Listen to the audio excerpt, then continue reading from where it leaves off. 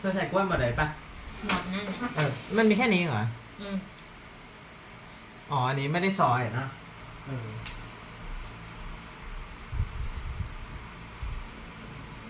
เก็บที่นอนก่อนแต่ตาเก็บไปส่วนใหญ่ก็ฉี่แต่ภูมิใจตัวเองว่าเขี่ยภารกิจได้เยอะกันพวกนี้ก็งงอันนี้รสอะไรวะไอ้เนี่ยเคียโอ้ยแชมเปญเนี่ยมันได้ใช้ไอ้นี่ไปเยอะฮะอย่างเงี้ยแชมเปญหมามันจะกินไหมนะก็ต้องลองหลายๆยี่ห้ออันนี้ไม่ใช่อาหารแปรรูปของมันนะเขาหมกใส่ใบตองเพิ่งทำสดๆใช่ไหมเอาเนื้อปลามาทำเองอะนะ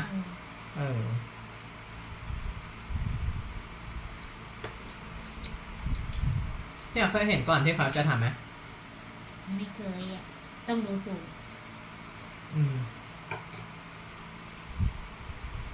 ไม่รู้จะสั่งแบบไหนให้มันกิน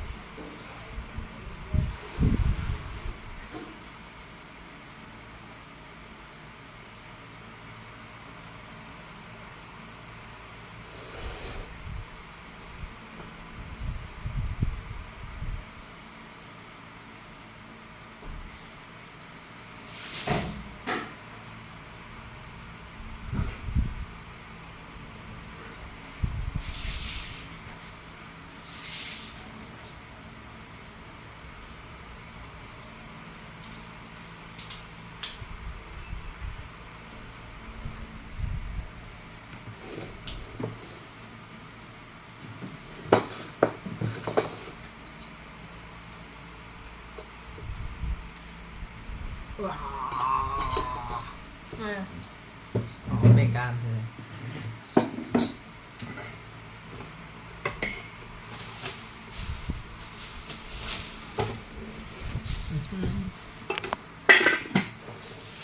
Hello everyone I bought some pineapple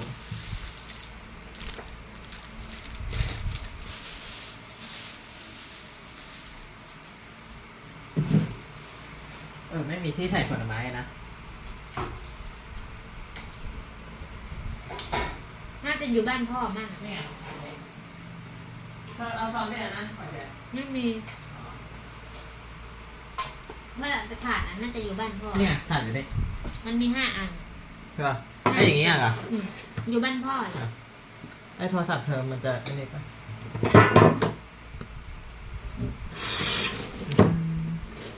Nice to meet you everyone พรุ่งนี้เราก็น่าจะห่อข้าวแล้วกัน From yesterday to today I just eating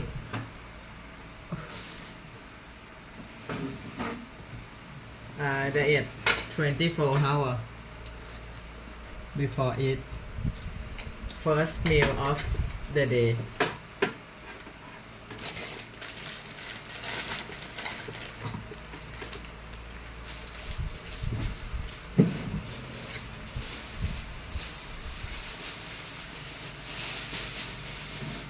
ลืมเปิดอันนี้ก่อนโอเคลืมเปิด YouTube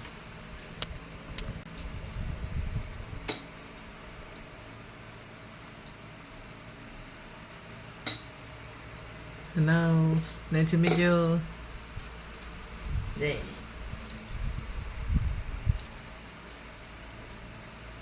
เมื่อวานแม่ก็ซื้อเนี่ยแม่บอก20 บาทได้เยอะ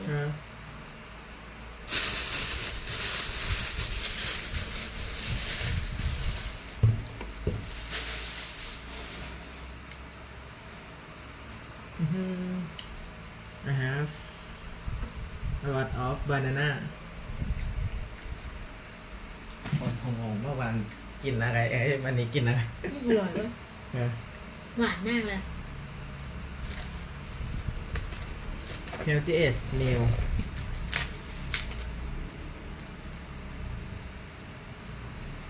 time to eat everyone and brand yogurt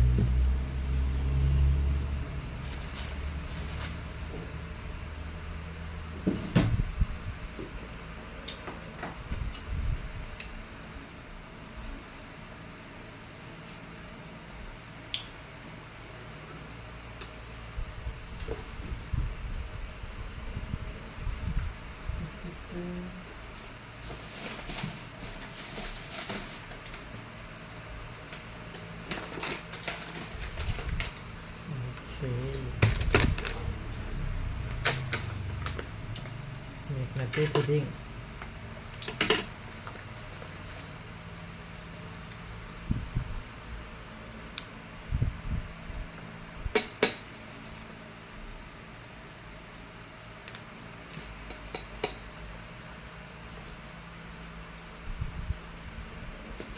tomorrow I will go to Ratchaburi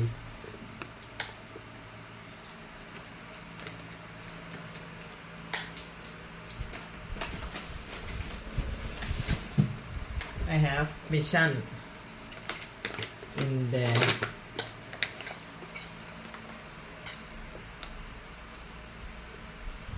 มันไอ้นี่ลมมันเป่าพง ก็เทียบเต่าเติมแค่อัชาเบอร์ 3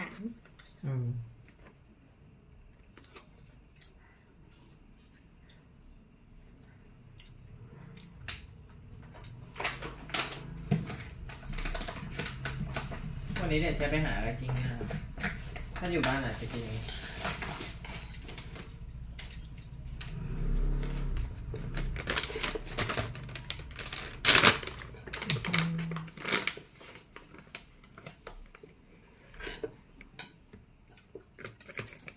1 2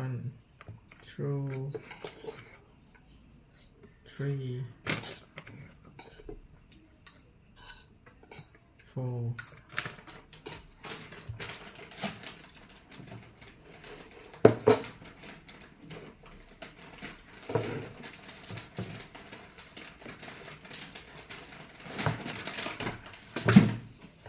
คิดเท่านั้นเหรอ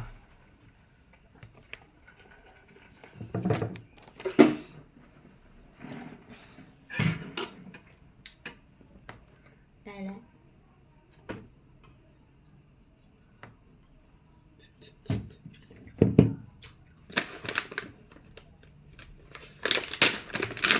Hello 24 people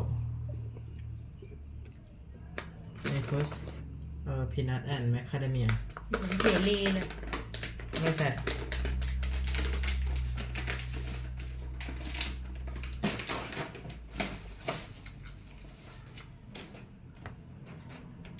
เสรีพี่หูสุดหรือพระหูสุดวะ พี่หูสูตร หายไปเลยเนาะ อาจจะเป็นคนนี้ก็ได้ใครจะรู้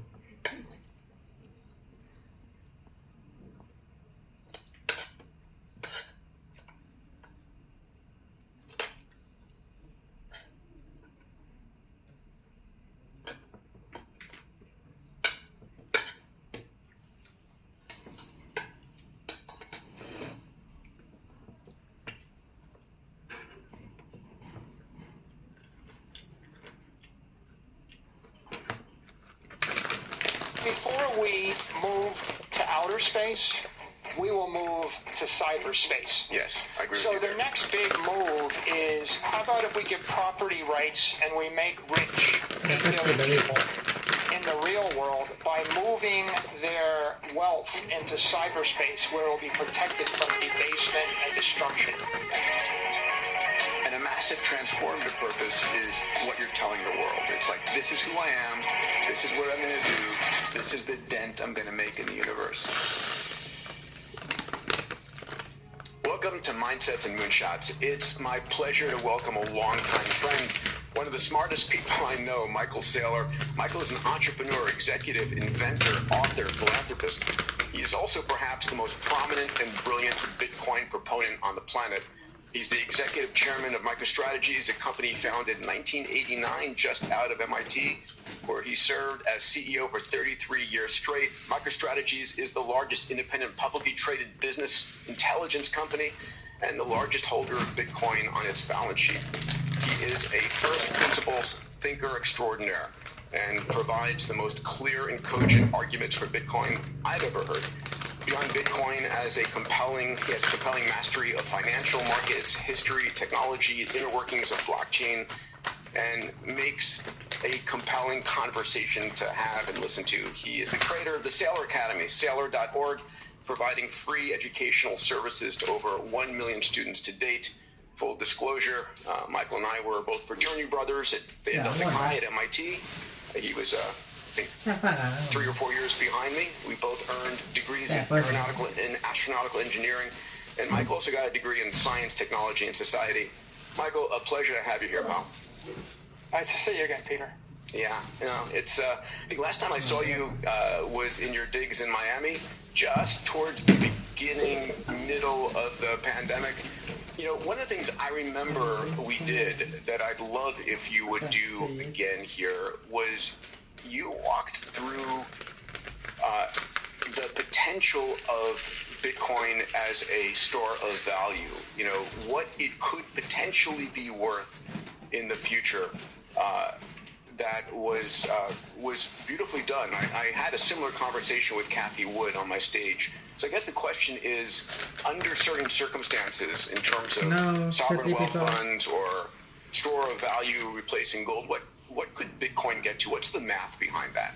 Yeah, well, the way I think about that is I consider the value of all of the property in the world that's used to store wealth. So right now, if you're a wealthy individual and you wanted to give money to your grandchildren, you have a number of choices. You can either buy bars of gold, or you can buy ranches. You can buy blocks of Manhattan or buildings. You can buy shares of companies, corporate stocks.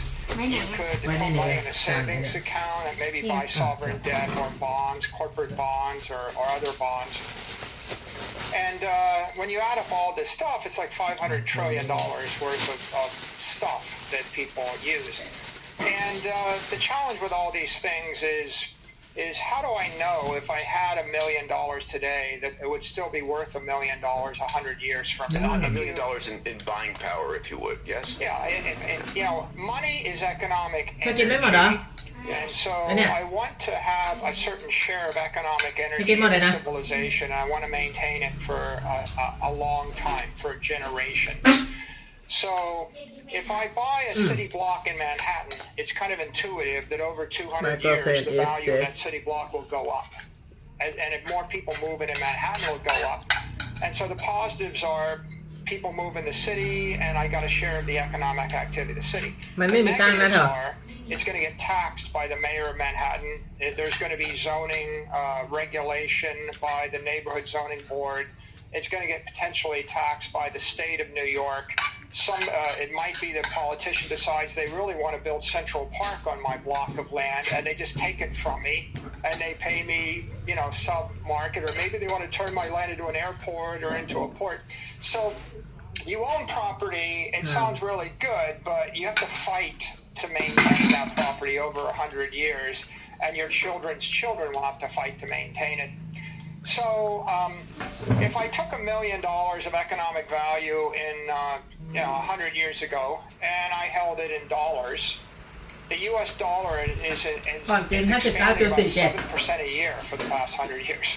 So if you do the math, you find that you lose 99% of the economic value in cash. And that's why nobody in their right mind would put $1 million of cash in a box and put a time lock on it, and in the year 2120 expect their great-grandchildren to open the box and for it to be worth anything. It would be worth nothing. Sure. If I put $1 million of gold in a box, 100 years from now, the challenge is will the bank or the government seize the gold?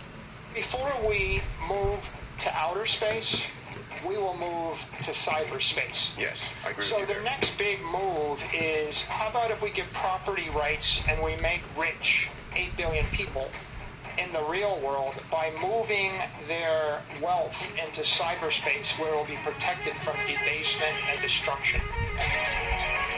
And a massive transformative purpose is what you're telling the world. It's like, this is who I am, this is what I'm going to do, this is the dent I'm going to make in the universe.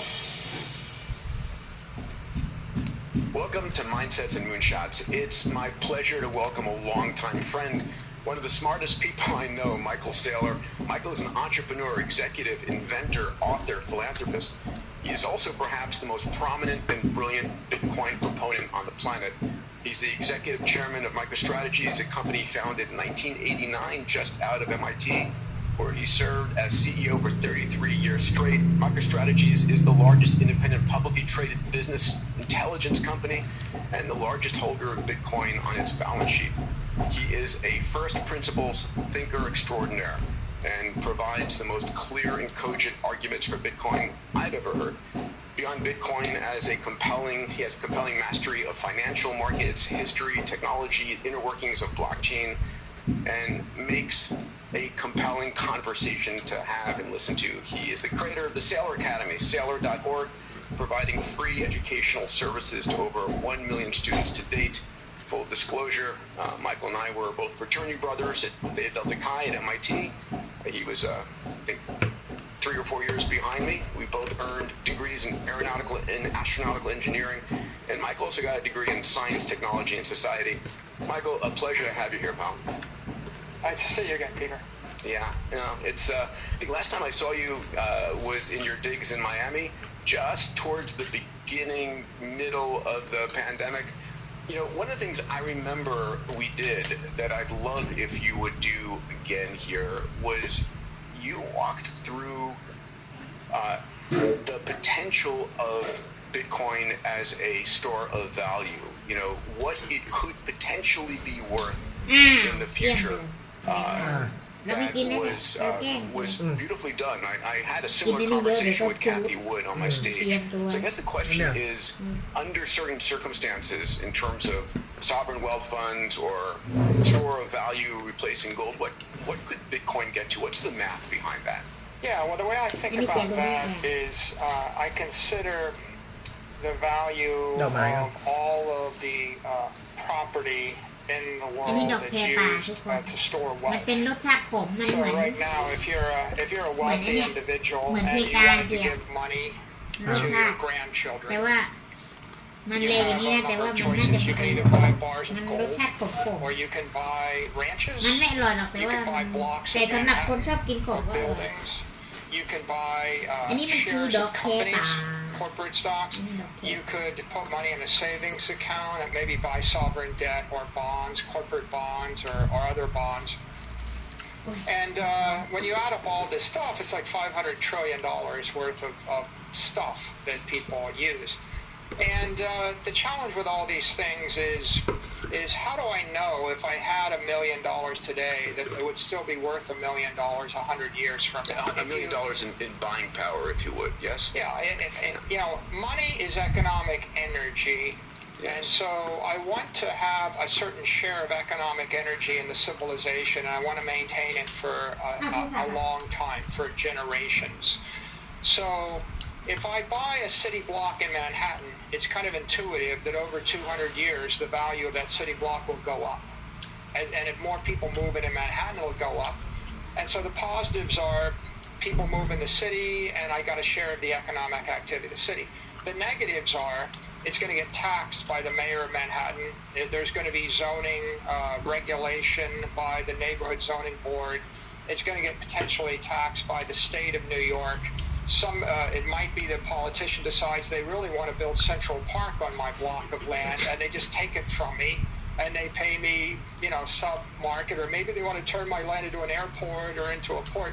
So you own property, it sounds really good, but you have to fight to maintain that property over 100 years, and your children's children will have to fight to maintain it. So if I took $1 million of economic value in 100 years ago and I held it in dollars, the U.S. dollar is expanding about 7% a year for the past 100 years. So if you do the math, you find that you lose 99% of the economic value in cash, and that's why nobody in their right mind would put $1 million of cash in a box and put a time lock on it, and in the year 2120 expect their great-grandchildren to open the box and for it to be worth anything. Sure. Nothing. Sure. If I put $1 million of gold in a box, 100 years from now, the challenge is, will the bank or the government seize the gold? Pretty much every country on earth stole everybody's gold over the last 100 years. If you had it in Germany, it got stolen multiple times. The British, the French, the Japanese, the Russians, even the Americans stole everybody's gold.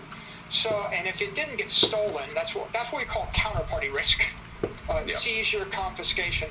If it didn't get stolen, if you increase the gold supply by 2% a year, then you realize the half-life of money in gold, that seems the half-life of energy in a battery, the half-life of money in gold is 35 years. Which, by the way, we increase it by 2% because we're mining new gold every year, right? It isn't a limited fixed amount. A battery? The half-life of money in gold is 35 years. Which, by the way, we increase it by 2% because we're mining new gold every year, right? It isn't a limited fixed amount. You can't stop the gold miners from mining gold. So ultimately, the economic energy stored in the container of gold is dissipating at 2 to 3% a year, which means you're going to cut it in half once, twice, 3 times. Right? So you're going to be down to 12.5% of what you had, even if it doesn't get seized.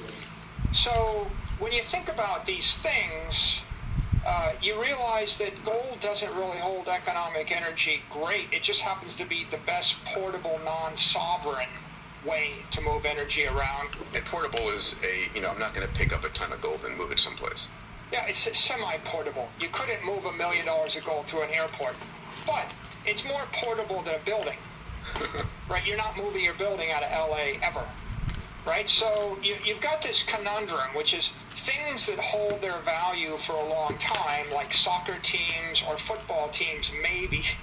Well, they have cultural risk. Will people still want to watch football and soccer in 100 years? And they're not so portable, and they're very political. Then you have things that look straightforward, like owning 1,000 acres of land. But if your enemy takes over as governor of the state, they just pass a property tax and they tax your land away from you, and then the oldest cliche is lost the family farm because we couldn't pay the property taxes. Sure. And by the way, that's an important point, right? Because the value of your land that you own dissipates over time because it's taxed constantly. And it's like, you could, if you had a deed to a piece of land for 100 years, at the end, you don't own the land anymore if you didn't pay your taxes. Yeah, so you're a rich family in New York City and you have real estate. The reason that you still own it is because you rented it out and you were very competent in the way you manage the politics, the tax, and the rent, and you manage to get more rent than the tax. And then if you do that well, and if you get lucky, then you'll still have the land. But the families that keep their land for hundreds of years and use it to store wealth, and they never have it taxed away or taken away?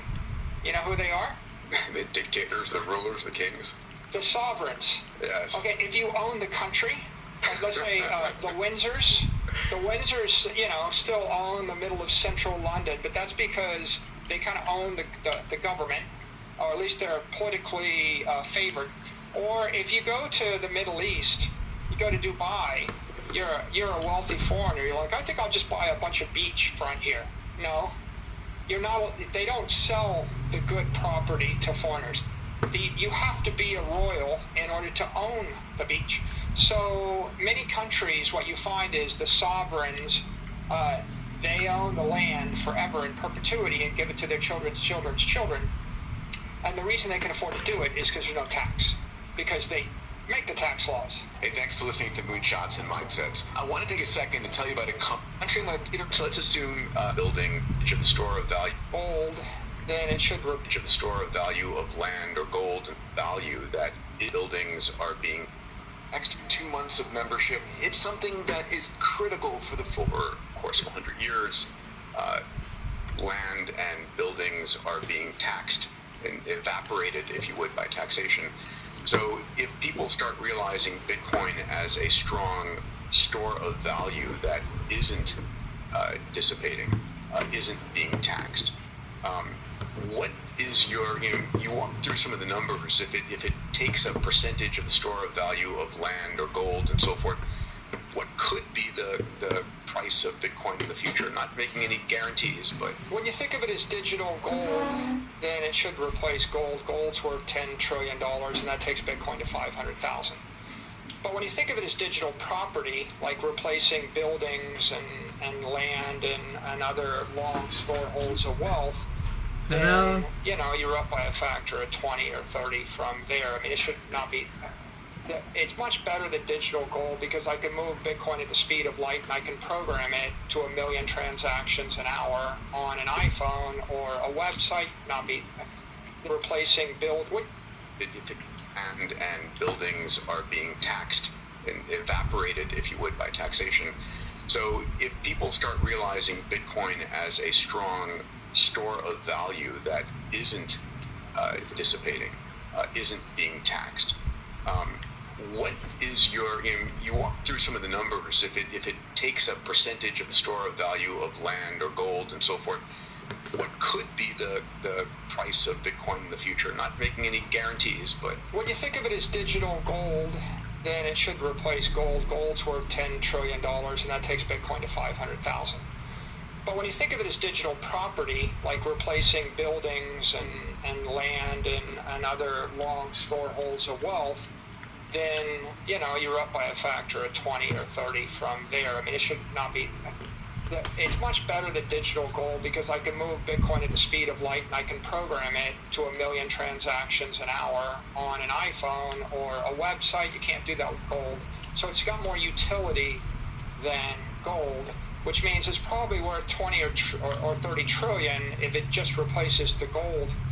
But instead of buying the Fontainebleau Hotel, which is a nice hotel, worth whatever billions in Miami Beach, instead of buying that, instead of buying the equivalent amount of Bitcoin, if you bought the Bitcoin, you can move that to any city in the world every hour of the day, compose it, decompose it, recompose it, dematerialize it, and when there's a nasty tax on it, you can just move yourself to a different jurisdiction where there's a better tax treatment. And if you think of it like that, then it's a multi-$100 trillion asset class. So at 10 trillion, it's 500,000. At 100 trillion, it's 5 million. So I think, we're marching toward $10 trillion, which is, $10 million a coin, which is why Bitcoin enthusiasts see it's just a very great long-term store of value, and it's a great investment idea.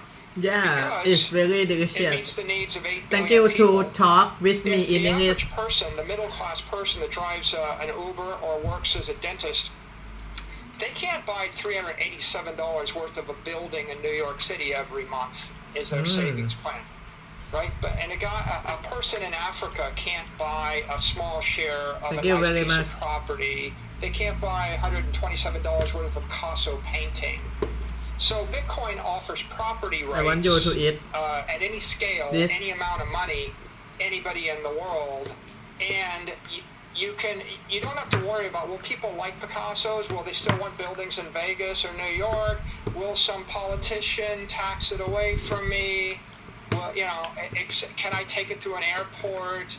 So if you're looking for an egalitarian, utilitarian way for people to save money and protect their life force or protect their economic wealth for the next 100 years, and you were looking for something that's kind of consistent with the mobile wave, Android phones, iPhones, websites, that's truly global, it's more appealing to people in Nigeria and Argentina than it is appealing to people in Manhattan. I'm going to get there, right? Because it really is part of creating a world of abundance. It is critically important as a means for that. Michael, I wake up every morning with you and your tweets. I enjoy your tweets. It's definitely good. I love this one from a little bit ago, and it was important and prophetic. You said, I thought it was late. You said, I thought I was late to Bitcoin, but apparently not. Yeah. And that's one of the important things that I think people need to get. It's not too late to Bitcoin, especially if we have the potential to hit 500,000, 5 million, $10 million of Bitcoin. It's still early in the deceptive phase of its growth.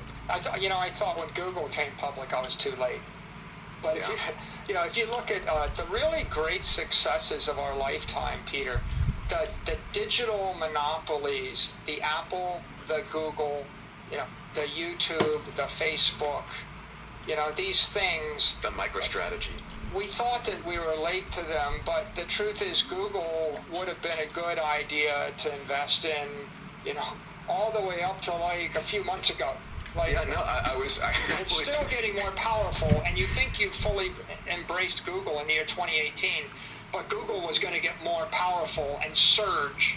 And if you thought you understood it in 2020, by 2021 it was more powerful. And the same is true with Apple. And these Apple and Google, probably more powerful than most nation states. Same with Microsoft. We thought Microsoft, we understood that one, and Microsoft got more powerful in the past 24 months. I agree. Who would you rather go to war with as your ally? Google or Greece or Ghana or, it's like you would rather have one of these companies. No, people but these think you've people- been involved in Bitcoin for a decade since, the beginning. Yeah. Because you've become such a strong, It's yummy. both knowledgeable and protagonist on you. But it wasn't. It was just a few years ago. Can you tell the story of what happened that got you It's very yummy. excited and gave you, for lack of a better term, religion on this? Bitcoin represents a paradigm shift. It's the digital transformation of money, property, and energy. And paradigm shifts are so profound that you're staring at them and you don't realize they took place because your worldview is constructed based upon a bunch of assumptions that you've always taken for granted.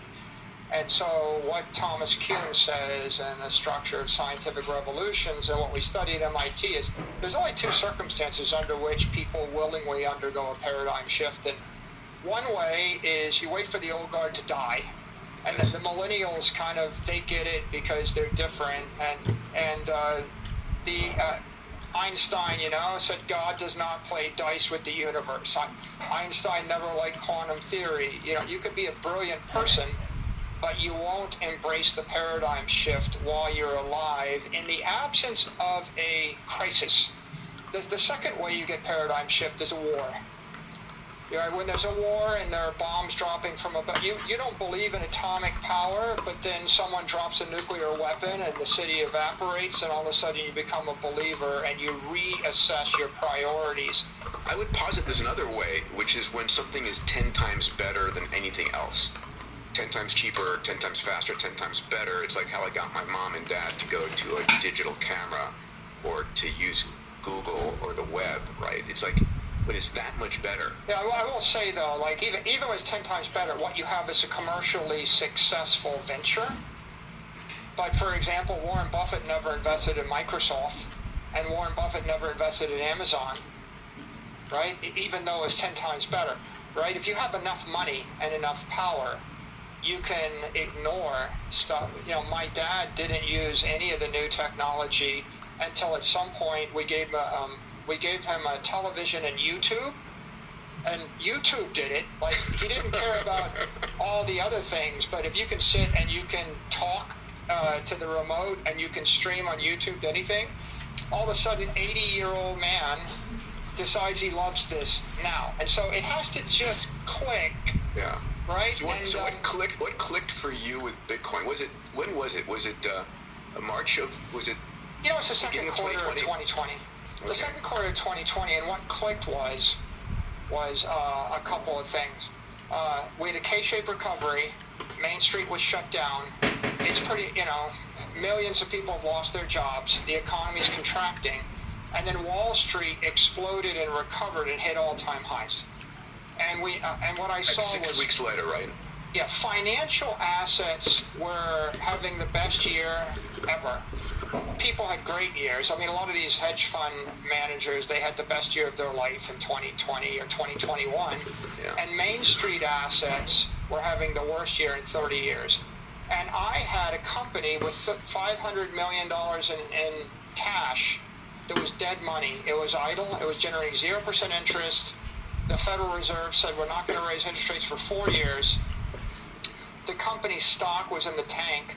At one point, in essence, when we were going through this, our company was valued at $60 a share in cash and $60 a share in the software business. And that was like 1 times revenue. And so, I looked at the world and I said, if the cash is dead money and if our stock is viewed as dead money, we've got a choice between a fast death, a slow death, or we ride out of the cast and we take a risk. Okay, the fast death is I just give the $500 million back to the shareholders in a dividend or a buyback. Now, I knew that wasn't going to save the company because I've been buying back the stock for the last 5 years. I bought $300 million worth of stock back or something. And the only thing that would happen would be the stock would go from $120 a share to $60 a share. And then all the stock options, the employees would be underwater. Then all the employees would get headhunted away by Amazon and Google and Facebook. And then we wouldn't be able to compete with Microsoft. And, we compete against a company which has more power than God, right? Microsoft, right? Every company on earth is their customer. They're more powerful than all but about a handful of countries on this earth.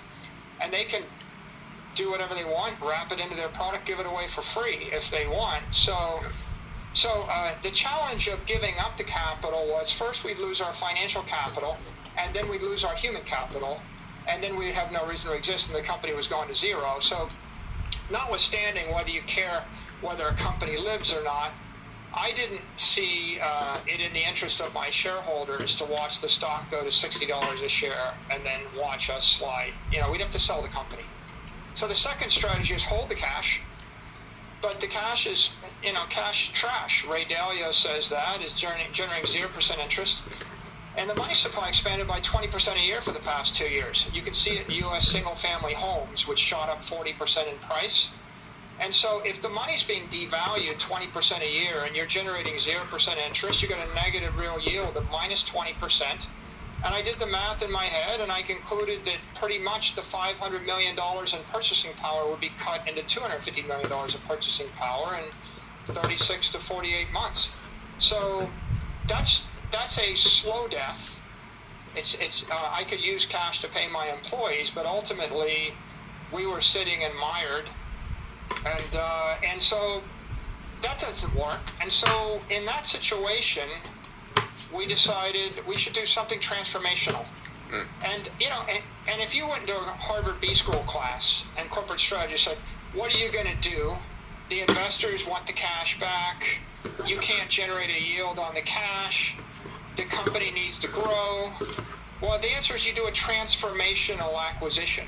So if I could have bought VMware, or if I could have bought WhatsApp, or if I could have bought Snapchat, or if I could buy like a super high growth digital monopoly or some moonshot thing that would go to the sky, then yeah, maybe that saves the company. But those are few and far between. Most of the time, these acquisitions that you do are dilutive.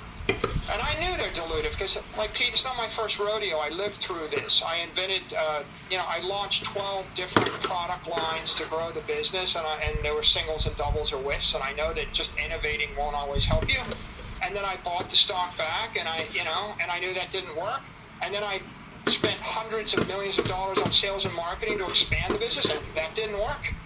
And so then I watched all my competitors, Business Objects, Cognos, every company, I watched them do acquisitions to try to grow, and every one of them failed in that strategy. There was a 99% mortality rate. Wow. The reason we're the biggest independent business intelligence company left is because the other 100 all went private, got bought up, got amalgamated, and sucked into the bowels of IBM and Oracle, and then dismantled over the course of 20 years. So I kind of knew, I tried everything for a decade. I knew it wasn't going to work from first observations. So I thought, well, what if I could find a digital gold, which was better gold than gold, something that is better than gold, but also a big tech monopoly. And here are my three criteria. I want it to be a better gold than gold. I want it to be a big tech monopoly, and I want no one else to appreciate it. I want it to be underappreciated. And that's what Bitcoin was in the second quarter of 2020. No one thought it was an institutional asset, even though Amazon stock had doubled in the second quarter. Bitcoin was trading about the same as it had been trading in 2018 or 2019. You know, it got up to 10,000, it had smashed down to 4,000, it was back at 10,000. So I looked at it and I said, well, you know, based on all the information, you would think that a digital property network or a global digital money network is more valuable, knowing that people are losing confidence in currencies, losing confidence in central banks, losing confidence in governments, and this is a non-sovereign, open, decentralized system. So it struck me that the fundamentals were good, Yeah, you would think but it wasn't appreciated. Yeah. So we're there, we have to take a risk. We literally have to, or we got to sell the company, right? We're done, one way or the other. And I said, well, this is a reasonable risk because it looks like the Facebook of money or the Google of money in the year 2010 or 2011. While 98% of the world doesn't understand it, it's a bit too complicated, they're afraid of it. But just because you don't understand it doesn't mean it isn't true. It just means, you know, and I had the experience of riding the mobile wave. Yep. And I'm the guy in 2011 that bought Amazon, Apple, Facebook, and Google stock, you know, and they all worked out well. And I thought, the year's 2020, we're at the end of the mobile wave. You know, I tell a story of, you know, I tell a funny story in the mobile wave about my niece on a beach, and she's like, I don't know, 8 years old, and she wants the Big Apple. And I said, oh, you want to go to New York City? And she's like, give me the Big Apple for my birthday. And I said, you want to go to New York City? She goes, no, I want the iPad. And I thought, okay, little girl wants an iPad. That means that the entire world wants this, and this is going to be a big deal, so buy Apple stock.